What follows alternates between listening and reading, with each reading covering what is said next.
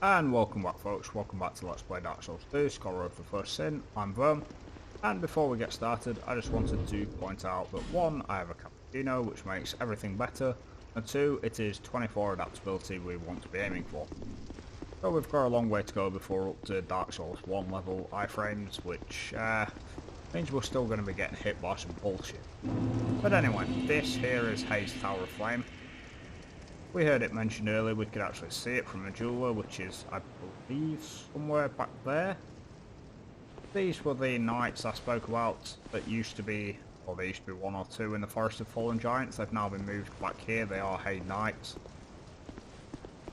We're going to leave him alone for the moment whilst we deal with this guy. This is an area that, after we've cleared it out this episode, I will be coming back to between videos and clearing out more thoroughly. You can dodge under the swing of that guy. Dodge under rather, not dodge. This guy is going to be a bit more problematic. I don't actually recall what he does. Okay, I thought it was going to be problematic. It turns out a +5 bastard sword is very, very overpowered for this stage of the game. However, you'll see in a moment, there's something not nice that we're going to have to deal with. Just dodge under the third swing and then give them health. These guys are really, really easy. They look tanky, they're pretty cool, but they're easy. Now, these levers are important because down there is a boss room. Now you can actually, with a bow and arrow, hit the boss who we can just about see, and kill him before even entering the room.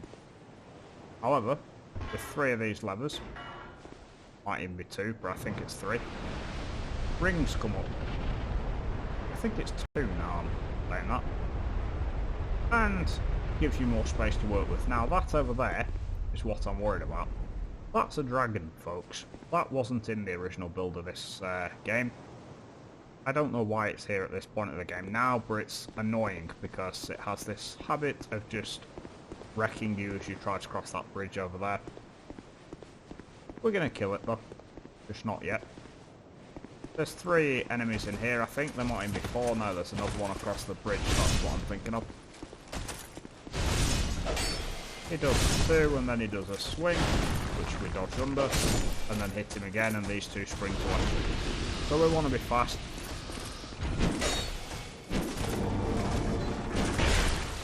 Okay, that shouldn't have hit me, but it's alright.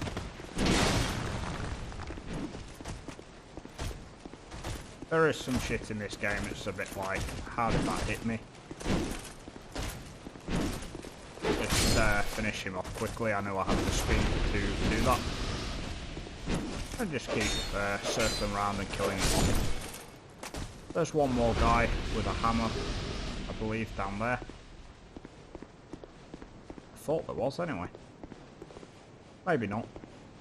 There's a guy there that we need to take out as well, but we're not going to just yet. I believe it's killing the boss in there that causes these guys to suddenly wake up from their little daydream.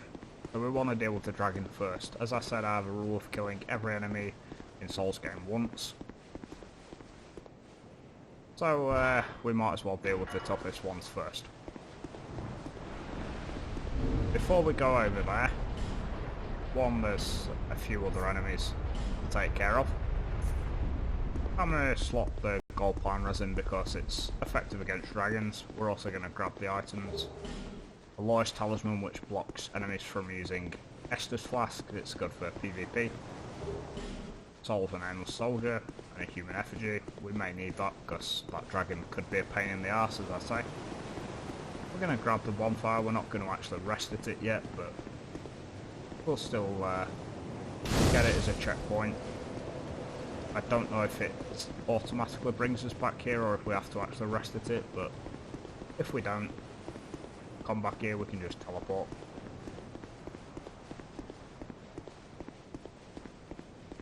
Trying to remember what triggers them to stand up.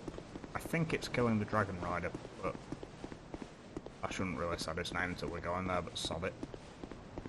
This area as well, if you ignore the bad anti-aliasing in this game, it just makes things flicker as you move around on the PC version for some reason.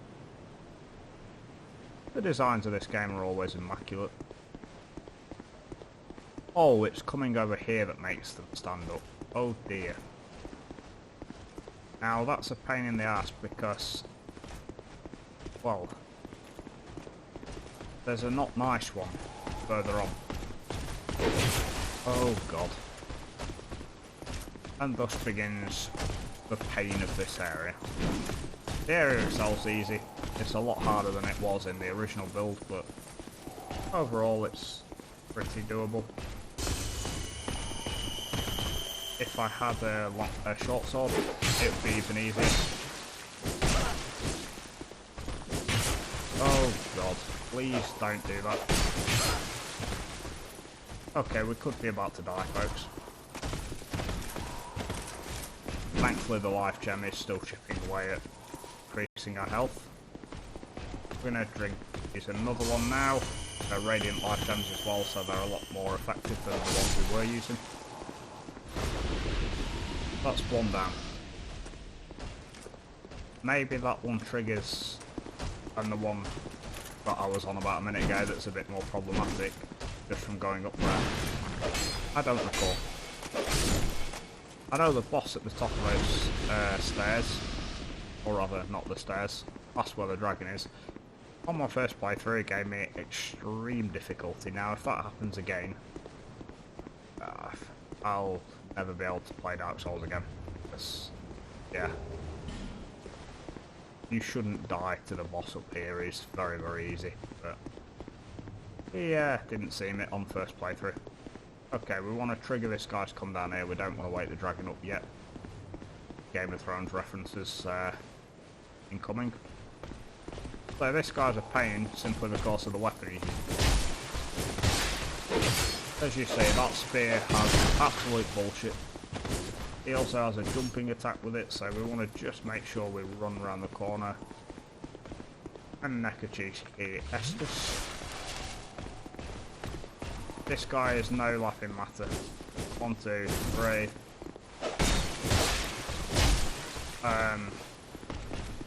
Okay. Don't stagger then. We are going to run down the stairs a little bit and just get another Estus heal off. Because, like I say, this guy could be a real nightmare. In fact, as we approach him, I'm going to use a life gem, just so it keeps ticking over.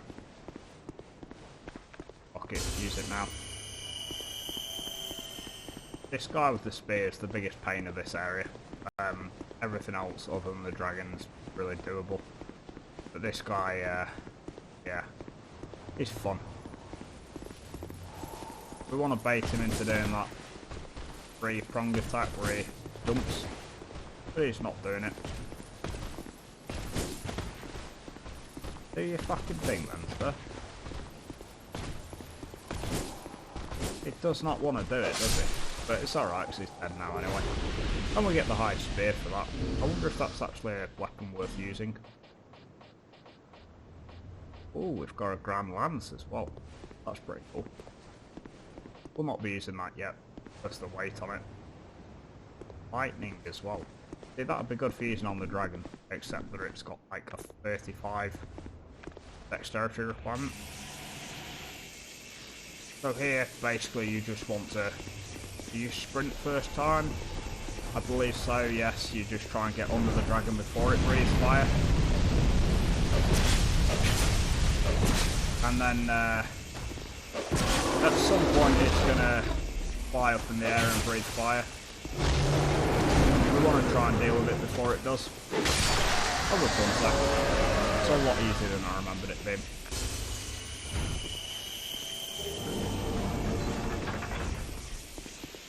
And that allows us to hit this lever here,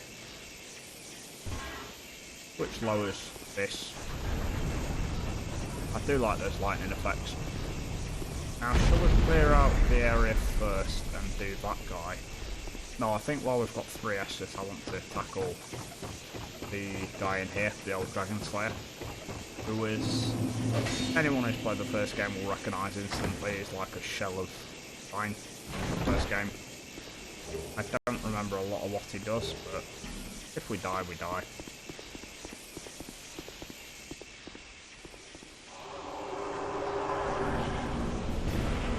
Okay, Like I say, this guy gave me absolute nightmares on my first playthrough. That rush is actually taken straight from the most notorious boss of the first game. Yeah, how did that hit me? Could be doing with healing, really.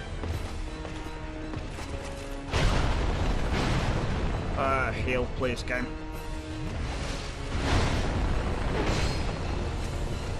You'll notice the hitboxes on this guy can be a bit questionable.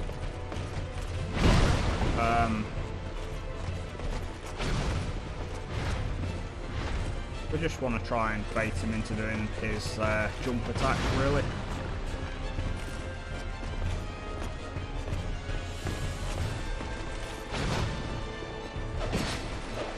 You don't want to get greedy with hits when you've got like virtually no stamina, but you can afford to a little bit. Oh god. Heal, please, game. Yeah, we're gonna die this run. Like, there's no getting through this without dying, I don't think. The problem is the iframes are just not there at the minute. You can lure someone from the other boss of this area in, but I don't really see the point. I was going to rush in and try and get a hit in there, but it's not going to happen. So when he does that, just try and get a hit in if you can. The same the range we've got on this weapon as well, we don't seem to be hitting very much.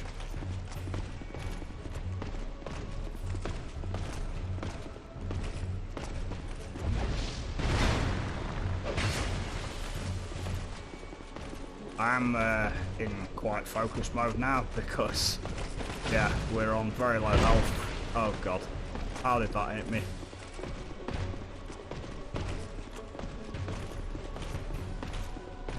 See, there are things in this game you do just have to question how the hell it hit you in the first place, and that's one of them. We're gonna die here. What's that do? Okay, that's fine. Hit him. Okay, don't hit him. This is Dark Souls 2 and nothing ever hits. Could actually use a Divine Blessing now. He's gonna kill me. Yep. I think we wasted the Divine Blessing there as well, but oh well. Now, as I said, we're killing everything in each area once, like, on camera, so we're probably just going to sprint past all the enemies to get back there. This could take probably a couple of attempts, to be honest, because, yeah, I'm really out of practice. Oh, we want to make sure we've got every bit of health possible. I guess the other boss might be an idea to do now as well, to be honest. But I want to make sure we don't lose the souls that are in Dragon Slayer room.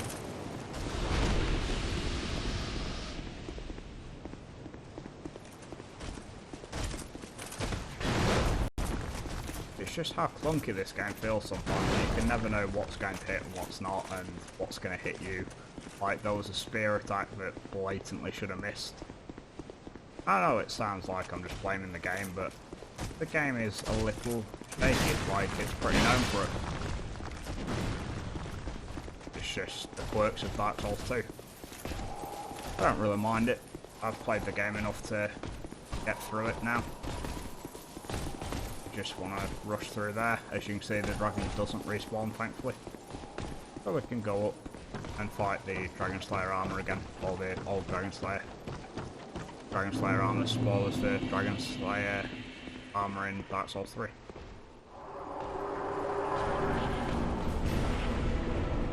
Okay. Back up, because that can hurt if it hits you.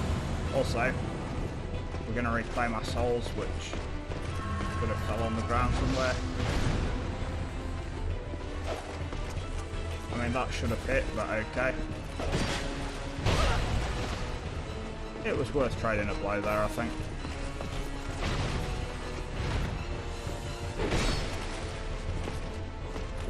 I don't like how much stamina each attack's using with this weapon. But it might just be the way to do it, just to go ham. Yeah, we're doing a lot better this time.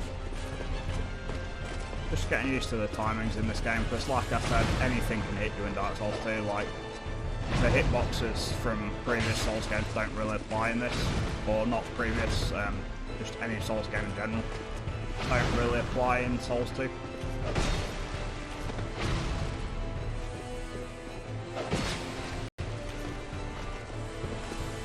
We're doing fine here though. But again, anything can go wrong at any time in these games. Get 2 hits in there, because why not?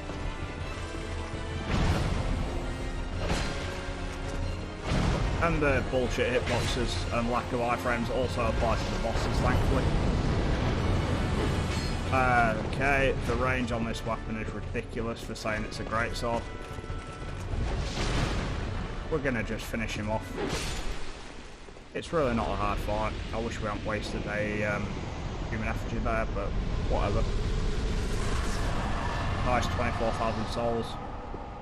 Nice old Dragon Slayer soul, and old Leo ring, which I don't actually know what it does. We're gonna have a look now.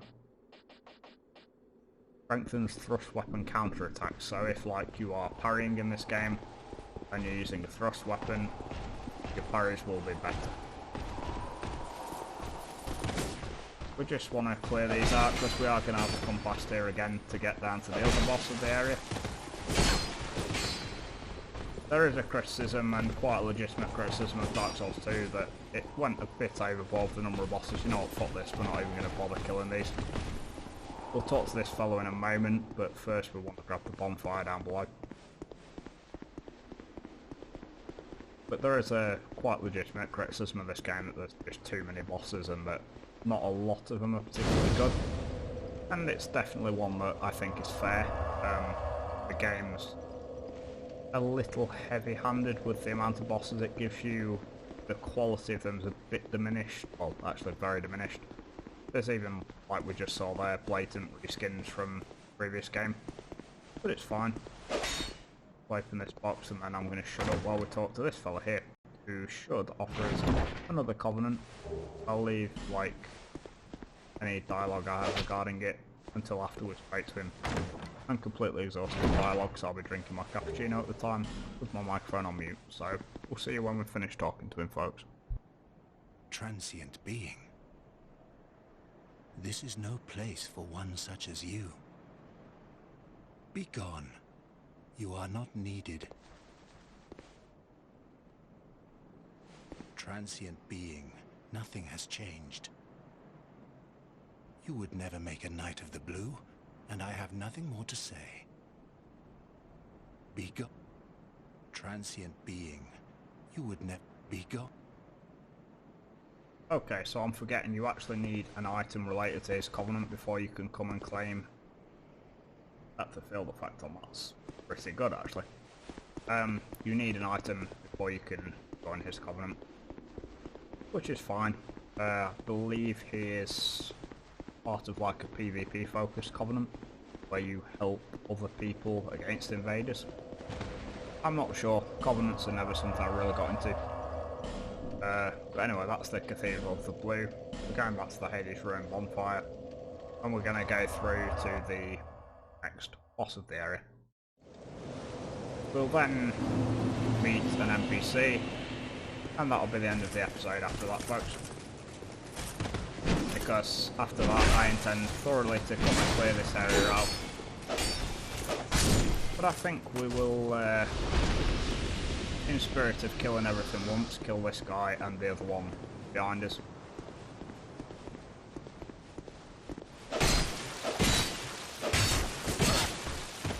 So if I die to this one here, I'm just going to give up the game.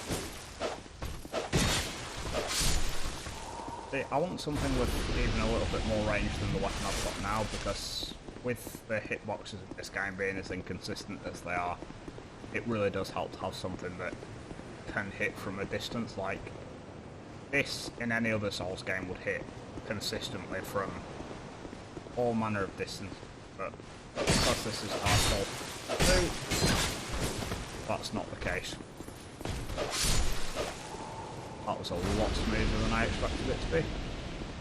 I was going to refresh at the bonfire there just to make sure we had full Estus flasks, but there's really no need unless this guy does that.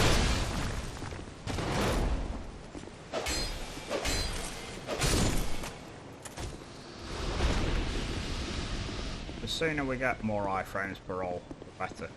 I believe the default in this game is 8 as opposed to 11 from PS1. Or something like that. It's something pretty significant difference-wise. I'm going to use a life gem, last one we got, but you can buy more of them, which is one decision from this game I really don't agree with.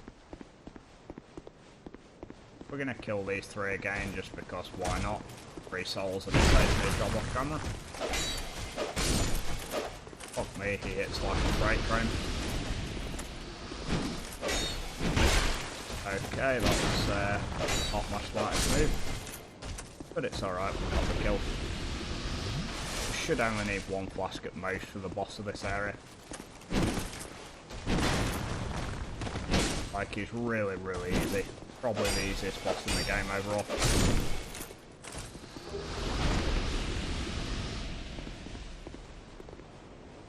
And he's just down there. Let's just make sure we clear these guys out. See, that's just bullshit. The fact they can hit me twice like that is just ridiculous. And might actually necessitate going back to the bonfire as well, because there's 1 more of them to kill there. Which is just not going to be fun. Oh dear.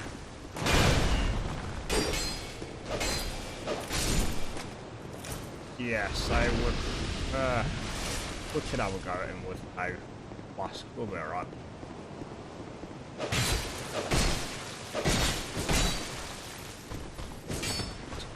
Get off that very narrow little precipice that he decided to just fall off, negating the chance to get his armour. Now I'm going to give the boss of the area a go with no flasks. If we can get him behind him pretty quickly, we should be alright. Generally speaking, most bosses in Dark Souls, as long as you can get behind them, you're safe. This limits our HP reduction when hollow. Essential for new players of the game, I believe, but not really for me. This is a summon sign here, we can bring in Masterless Glencour. We're not going to do so though. We don't need a summon. Okay. So here we have the Dragon Rider. He is the easiest boss in the game in my opinion. As you can see, his health is extremely low. You can actually bait him into falling off the arena. But I tend to just like to roll in behind him, get a couple of hits in, and then just stay in that position. The attack, please, sir. And he staggers like that. And that's victory achieved, just like that. Really easy boss, just stay behind him, and we'll get the Dragon Rider soul. And because he's so easy, let's do a bit of lore reading on him. Soul of a Dragon Rider who faithfully served King Vendrick. Long ago, the Dragon Riders mounted worms and were feared on the battlefield for their unparalleled strength. Not that one. Oh, and before we see the NPC up here, we'll use these because we're going to level up as usual between episodes. Or not between episodes, at the end of the episode.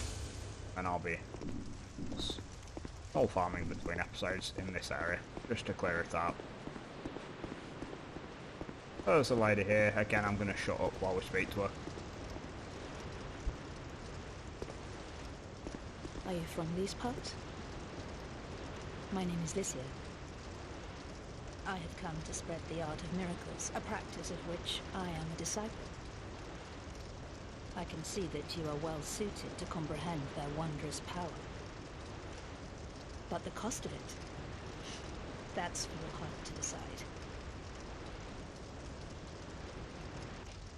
I'd heard awful rumors about this place, and I'm afraid they were all true. The king, gone. The earth, ravaged. The burden on the people weighs heavy. I fear that, by now, they may have scarce room in their hearts for miracles. Why did I come here? Well... Do I need any other reason than to spread the gospel of miracles? My preceptor always said this art should be shared with the world. And such is my only wish. Sometimes I fight the urge to pack up and go back home. It is... well... I must do this. And being out here all alone only makes this a more fitting test of my fortitude. I expected this cathedral to be bustling, but there's hardly a soul to be found here. Without any goings-on, I'll have to move soon. To a place I could help the gullible by teaching the good word. I expected this cathedral So as you can see, Alicia of Lindelt's not the most gracious of miracle workers. He does move after we rest.